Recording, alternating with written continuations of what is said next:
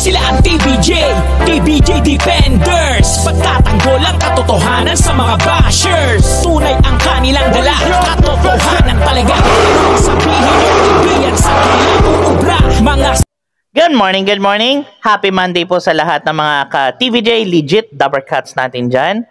This is DJ K21 na nagbabalita sa inyo. Balitang showbiz, balitang TVJ, balitang viral. Yan, shoutout po sa inyo. So, ngayong balita is ang tape before ay nagpaskel ng poster or ginagamit nila for in their uses dun sa kabila yung photo ng TVJ. So, ngayon, malalaman natin dito, tatalakayin natin. So, sana po maintindihan nyo guys, ha? And shoutout po sa mga naninira nga pala po sa TVJ. Huwag kayo mag-alala. Kung saan kayo masaya, suportahan namin kayo, ha? Boom! Naloko na. Ayan, game. At simulan na natin. So, natatandaan niyo po ba yung narereklamo po ni Tito Zen nung nakaraan tungkol po sa poster nila? Na until now... Ayan, nagreklamo si Tito Zen about sa poster nila, which is alam natin lahat yon last time. Ginagamit pa din ng GMA. Ewan ko lang until now, ano? Nung mga nakaraan...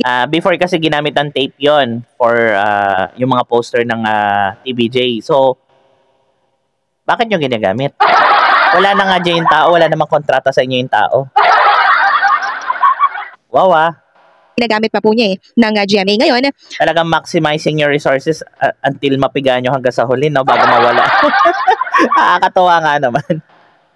Pinagtatalunan po ito ng panatiko po ng tape at syempre ng panatiko. Ayan, nagtalo ang isang panatiko daw ng tape at ng TVJ legit na Dabber Cats na nagkaroon ng katapat yung pasaway sa kabila po ng TVJ.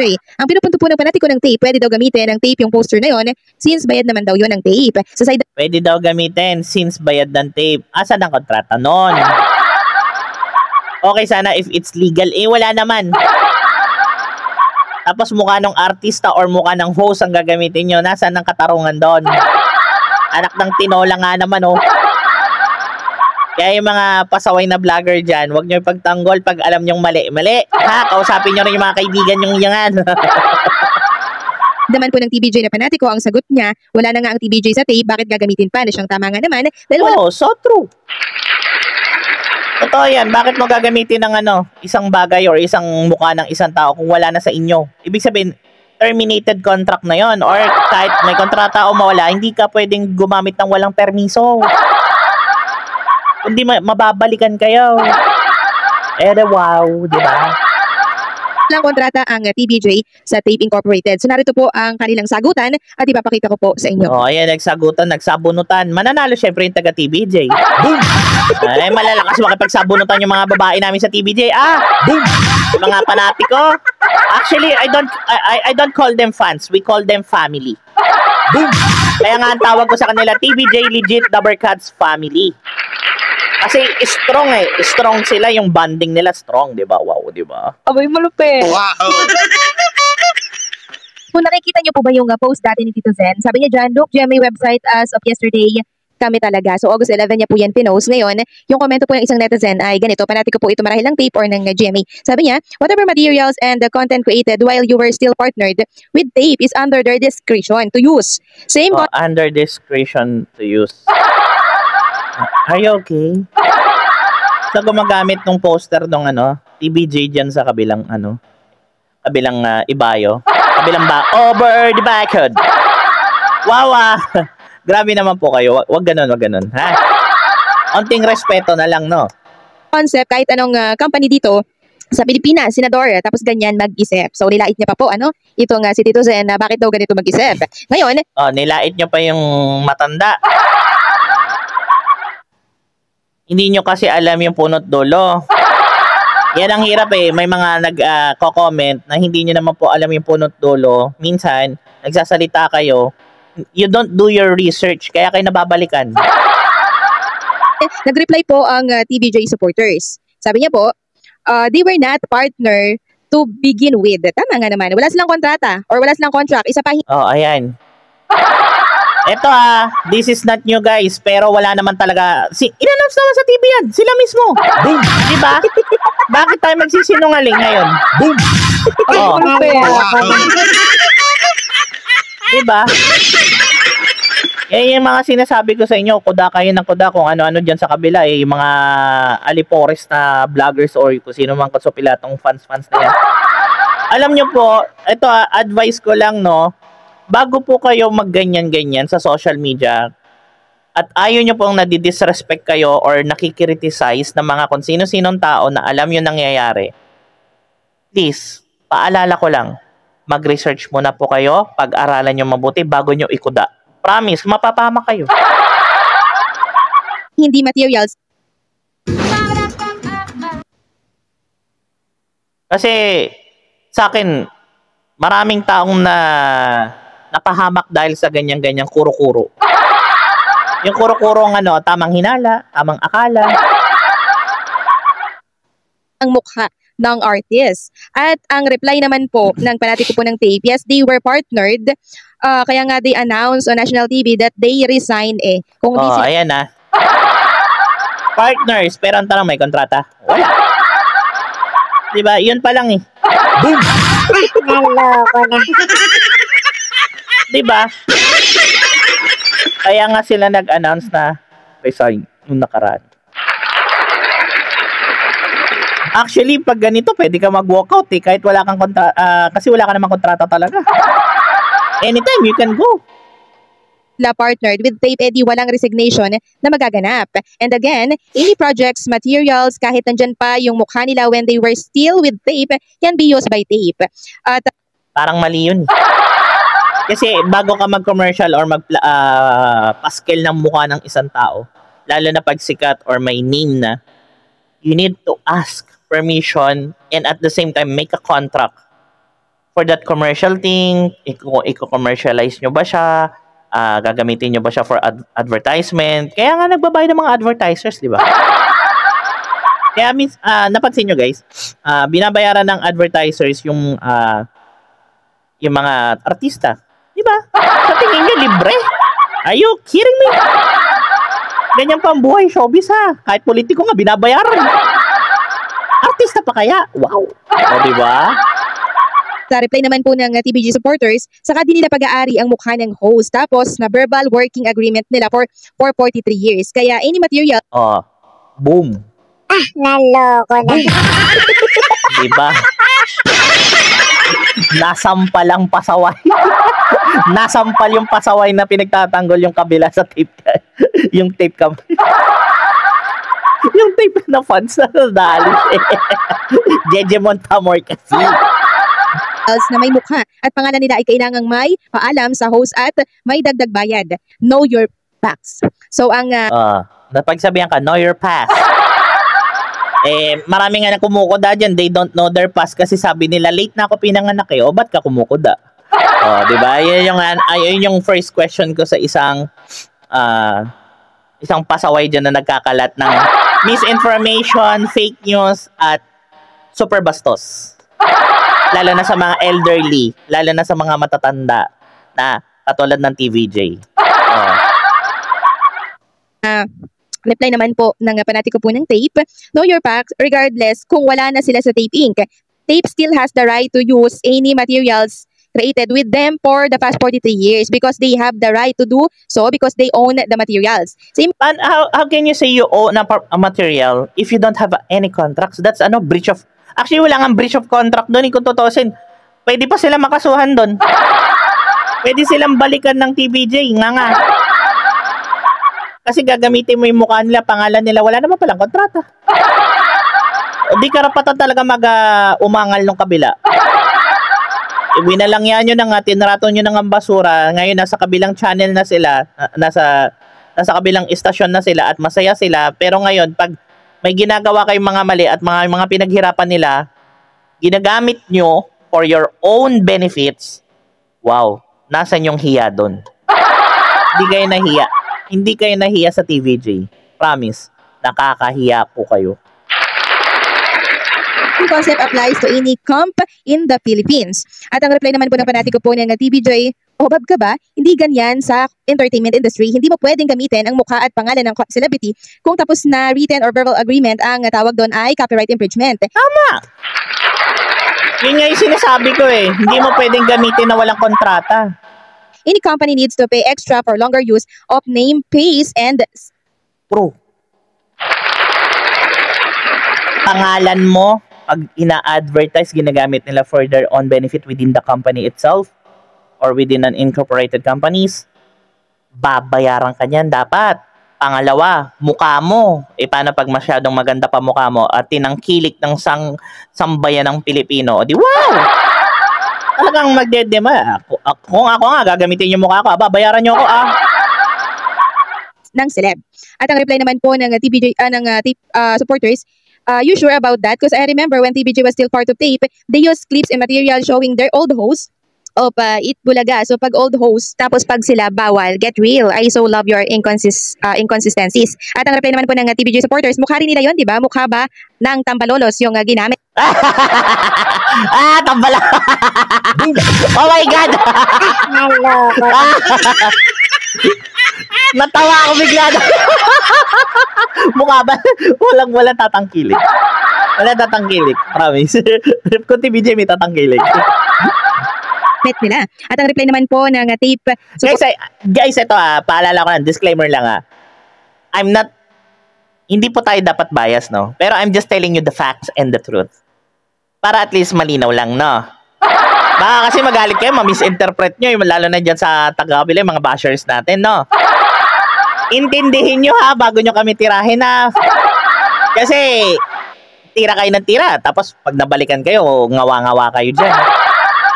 Supporters, anyari? Kala ko ba bawal pag hindi na member ng taping tapos ginagamit nila TBJ? تعال نمرض. Saglit lang guys Nakakatawa Yung materials sa may Jimmy Santos, Ruby Rodriguez, etc. Sarap maging inconsistent and so on. Naman po ng TBJ supporters, sarap ba maging tanga? Balik tayo sa usaping contract. Ang TBJ walang contract, lahat ng sasabihin mo ay babalik dyan. Walang contract ang Ayun nga. Yung taga-kabila na taga-generic na fans doon, eto paalala ko lang sa'yo kabayan, no? Total Pilipino ka, no? You need to understand first. Yung mga question mo, umiikot lang yan. Ganun pa rin ang isasagot sa'yo ng TBJ. Na fanatic or kapamilya nila doon sa TBJ, ka-family nila, or mismong kahit sinong tanongin mo, ang isasagot sa'yo, wala ngang kontrata. Okay sana if they have the contract on that for that commercial thing or mga isasabit yung mga tarpaulin, yung mga pagmumukha nyo, gagamitin for advertisement. Mali yun. Everything has a black and white. Sige nga, tatanungin kita ito. Very simple. Pag ikaw ba magtatrabaho sa isang kumpanya, walang kontrata? Di ba may pinipirmahan kayong kontrata? Why? Because the company will use your ability or your face or whatever, but they need to pay you. Either a salary or either a commission or whatever kung ano pag-uusapan nyo sa kontratang yun. May agreement. Pero ito walang agreement kasi. Kaya tama lang na nagre-reklamo ang mga taga-TVJ about this. TBJ, sa tape, may reboot ka ulit, balik ulit tayo sa contract. Meron ba? Tama po syempre yung side ng TBJ. Walang kontratang TBJ sa tape sa loob ng 42 years. 42 kasi bago pa man po dumating ang mga halusos, naka 2 years na po ang TBJ. O, diba? Yung mga just now lang na dumating, recently lang na dumating, ganun ginawa. Samantala yung 42 years, hindi nyo malang iniisip bago nyo gawin. Di ba? Sa entertainment. Nasilip din po ang pagka-irresponsable nila sa pagdating sa mga kontrata. Di ba? Hindi po sila nagpapapirma. Oo, ayun. Naging viral yun, Viral yun. So anumang material na ando doon pa ang TBJ, hindi pwedeng gamitin. Yon ang tape, lalo na kung sa TBJ yon. Hindi pwedeng sabihin na bayad naman sila nung nilikha yun. Again, walang kontrata. Walang agreement. Kaya nga hindi magamit ng tape ang mga game na ginawa po ng TBJ. Ang ginawa po nila, pinalitan lang po ng name, pero yun at yun pa din naman. Pinalitan nila ng name, pero the same mechanics of game. Or same mechanics nung ginagawa nila sa show nila. Number 1, ang galing nung nag-imbento at nag-isip nito. Promise. That's so unoriginal of you. Kung tutusin, pwedeng ireklamo yon katulad ng Word of the Ring na maging yung props recycled, di ba? Kaya nga, nagsampa po ng copyright infringement ng TVJ laban sa tape dahil sa Oh, ayan, Word of Ring. Tapos Pinoy Henyo. Wow! Ang talino, pinalitan nyo lang yung word, no? Grabe. Pinalitan nyo lang yung title ng isang game pero the same mechanics din, no? Ang galing. palabas ng old episode nila without their permission. Samantalang pag-usapan naman natin ang tungkol po sa Showreen na Tito Soto sa Ayan, Tito Soto, shoutout po sa iyo. Belated happy birthday to you. I hope you have a good time on your birthday celebration. Ang dami pong bumati sa inyo po dito in our platforms in the social media. And sana po keep safe, stay healthy. God bless you. Ayan. upcoming election ng 2025 for Senator na kung saan ay nangunguna po siya sa survey kaya yung mga kumalaban at bumangga po sa diba? Shari kayo. Pero ito guys, disclaimer lang, no? Hindi po ganyan ang ugali ni Tito Sen. Hindi kanya po pe-personalin. Pag kahit po siya ay kawani ng gobyerno, kung ano yung sa showbiz yan. But when it comes to legal, like sa government affairs na, iba na yung trabaho po niya doon. kanya. Diyan ako magdasal na po kayo dahil yung Tito Soto na binangga po ninyo muling magbabalik sa Senado. So diba yung binangga nyo? Which is kilala nyo na kung sino-sino kayo dyan, ha? Pero hindi pa ako nananakot guys, disclaimer lang po, hindi po ganun ang ugali ni Tito Sen Soto. Ano po siya? Pag Senado na trabaho, government, iba po ang showbiz, ha? Paalala ko lang sa mga kababayan natin, ha? Baka kasi mamaya gamitin ng kabila na naman na, naging na, tumakbo na, kasi dudurugin tayo. Ay, wow, hindi po. Be professional din pag may time, ha? Ayan po dito sa article na ilalabas noong July 4, 2023. Ewan po, Tito Soto led potential Senate bets for 2025 election survey. ACT-CIS party list Rep. Erwin Tulfo and former Senator Vicente Tito Soto III. Diba? Talagang nangunguna sila sa listahan. Oh my God! Congratulations po agad, Tito Sen, more power to you po.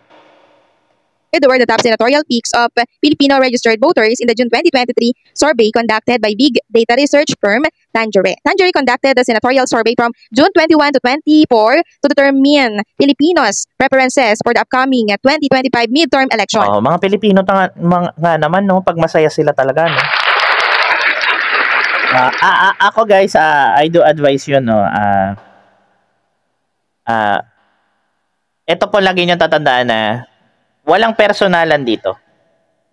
Si Tito Sen, pag trabaho yan. Pero yung personal life niya about hindi niya po hinahalo sa trabaho niya sa government, no?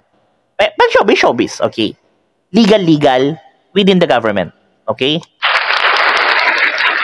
According to the survey, results released on Tuesday, July 4, Tulfo and Soto were ranked first and second respectively with 63.08% and 52.04% of voter preferences. Former Manila Mayor Francisco Isko Moreno Dumagoso came in third with 51.20%. Diba?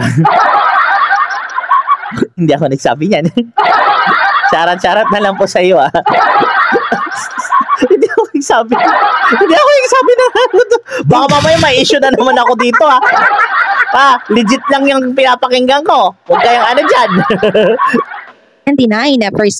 So si Isko pala kasama din, pero since matagal pa naman po, at 2025 pa naman ito, maaari pa pong magbago yan. Depende sa ipapakita po nitong si Isko sa tao. Kaya marahil may biglang pag naghugas ng kamay, at bumati ng Tito Sen. Naghugas ng kamay kasi binati si Tito Sen. Boom! Natawa ako doon. Birthday. Matapos ang pagparinig niya po ng Pepsi. Si Tito Sen naman po kasi talagang nangingibabaw siya ngayon. Sa tulong din po yan ng issue po nila na kinakaharap ngayon, actually guys, may kasabihan nga tayo mga Pilipino, huwag mo sirain ang imahe at pinaghirapan mo sa isang iglap. Dahil na gusto mo na maging famous. It's okay to be famous little by little, step by step, in a good way. Pero kung gagawa ka ng isang action na alam mong sisikat ka nga, for the meantime being as a viral, but later on, ikababaksak mo. At ikalulugmok mo. And people will remember who you are during that time. Kasi muli pong nanumbalik yung pagmamahal sa kanya ng tao nang bunti ka na pong mawala yung pambansang noon time show natin na Itbulaga, sa TVJ. Doon na-realize ng mga tao na itong si Tito Sen or ang TVJ ay malaking parte po or bahagi ng kanilang kabataan at syempre, tama, actually kasama yan since before.